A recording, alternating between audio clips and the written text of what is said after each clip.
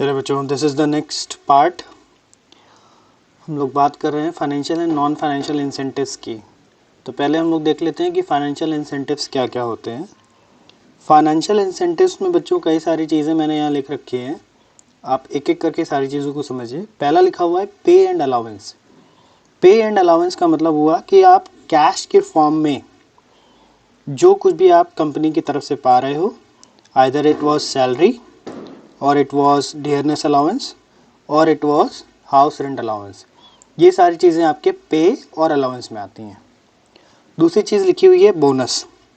Bonus जो है वो आपको कैश में ही मिलता है या कैश के बराबर किसी चीज़ में मिलेगा, समथिंग लाइक चेक और एनीथिंग एल्स, और ये आपको पीरियोडिक बेसिस पे मिलता है।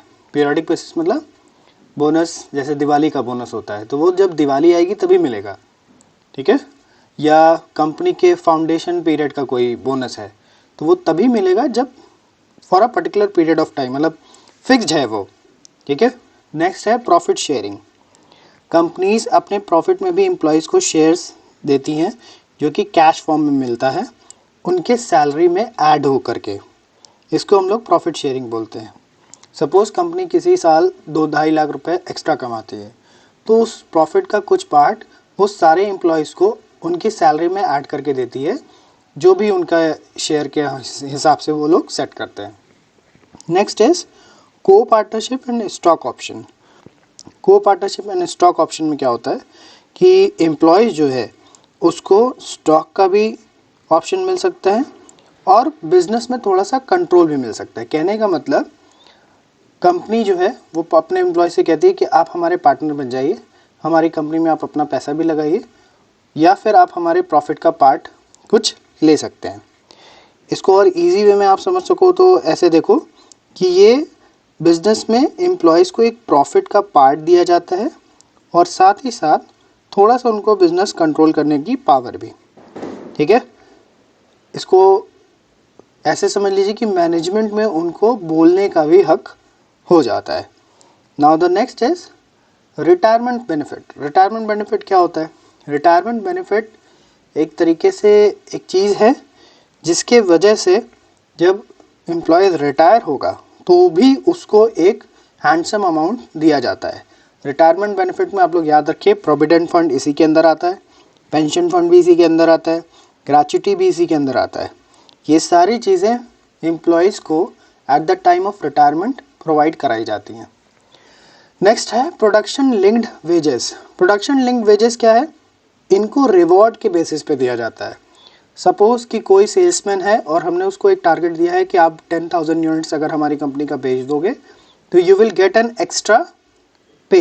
एक्स्ट्रा पे का मतलब आपको एक्स्ट्रा पैसा मिलेगा, ठीक है। तो इसको हम लोग बोलते हैं प्रोडक्शन लिंक वेजेस। जैसे जैसे वो अपना प्रोडक्शन हमारा सेल आउट कराता जाएगा, जैसे जैसे हमारे नंबर ऑफ़ यूनिट्स और ज़्यादा वो बिकवाता जाएगा, हम उसको इंसेंटिव्स देते जाएंगे in the form of money. Last है इसमें आप लोग का परक्यूजिट्स। परक्यूजिट्स क्या क्या होते हैं? परक्यूजिट्स जैसा आप लोग ध्यान से देखिएगा।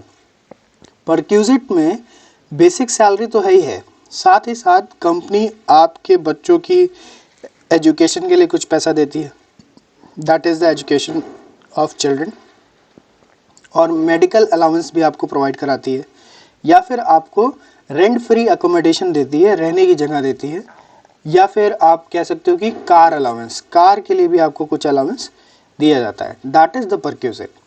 आइए नेक्स्ट देखते हैं। नेक्स्ट है non financial incentives. Non financial incentives में क्या क्या चीज़ें आती हैं ज़रा ध्यान से देखते हैं हम लोग। जैसे कि आप लोग नाम से ही समझ रहे हो नॉन फाइनेंशियल इंसेंटिव्स है तो इसमें आपको कोई पैसा नहीं मिलेगा, कोई कैश के फॉर्म में चीज़ें नहीं मिलेंगी, कोई प्रॉफिट का पार्ट नहीं मिलेगा। क्या चीज़ें मिल सकती हैं? ये ऐसी चीज़ें होती हैं जो आपको साइकोलॉजिकली सेटिस्फाई करती हैं। जैसे फर्स्ट है आपका स्टेटस। बिजनेस में आपको थोड़ा सा स्टेटस दिया जाता है, आपको कोई रिस्पॉन्सिबिलिटी थमाई जाती है, आपको कोई अथॉरिटी दी जाती है, आपको रिकग्निशन मिलती है, लोग आपको जानते पहचानते हैं, आपको प्रेस्टीज मिलती है अपने जॉब के अंदर, जो कि आपको साइकोलॉजिकली हैप्पी रखता है, खुश रखता है। नेक्स्ट है करियर एडवांसमेंट अपॉर्चुनिटी। आपके करियर को एडवांस करने के लिए ये पॉइंट है। आप लोग इसको ऐसे समझो कि कंपनीज कुछ इस तरीके से पॉलिसीज़ बनाती है कि अगर कोई एम्प्लॉयज़ हमारे यहाँ 2 साल तक काम कर चुका है, उसके स्किल डेवलप हो चुकी हैं, तो वो हमारे साथ अपग्रेड हुआ जा सकता है, उसको प्रमोट किया जा सकता है। ठीक है, कुछ ऐसे प्रोग्राम्स चलाए जाते हैं जिससे उसकी स्किल बढ़ जाए। अगर स्किल बढ़ जाएगी तो अल्टीमेटली भाई उसके करियर में एडवांसमेंट अपने आप आ जाएगा। नेक्स्ट है जॉब एनरिचमेंट। इसको ज़रा ध्यान से समझिएगा, कभी कभी कन्फ्यूजन हो जाती है जॉब सिक्योरिटी और जॉब एनरिचमेंट में। तो जॉब एनरिचमेंट क्या होता है? जॉब एनरिचमेंट आपको एक वैरायटी ऑफ वर्क प्रोवाइड कराता है ना, जो कि हायर लेवल ऑफ नॉलेज और स्किल, ये दोनों चीज़ें आपको अटेन करने में हेल्प करेगा। ठीक है, ऐसा काम आपको मिल जाएगा कि आप उससे नॉलेज गेन कर पाओगे जो नॉर्मल पीपल के पास नहीं है, और साथ ही साथ स्किल भी कि उसको हैंडल कैसे करना है। ये आपको एक अपॉर्चुनिटी भी प्रोवाइड कराता है जिससे आप डे टू डे बेसिस पे धीरे धीरे ग्रो करते हो। जॉब सिक्योरिटी, नाम से ही आप लोग को समझ में आ रहा है कि आपके इनकम में स्टेबिलिटी रहेगी, आपके जॉब में भी आपको सिक्योरिटी मिलेगी। मतलब आपको बार बार ऐसा नहीं लगेगा कि हाँ आपको उठा करके बाहर कर दिया जाएगा, आपकी किसी गलती में आपको बाहर कर दिया जाएगा, ऐसा कुछ नहीं होगा। आपको बताया जाता है, समझाया जाता है कि you don't have to do this, you don't have to do this. आपको जो काम बताया जा रहा है आप बस वही करिए, आपकी जॉब सिक्योरिटी अपने आप बनी रहेगी। ठीक है, नेक्स्ट है एम्प्लॉयज़ पार्टिसिपेशन।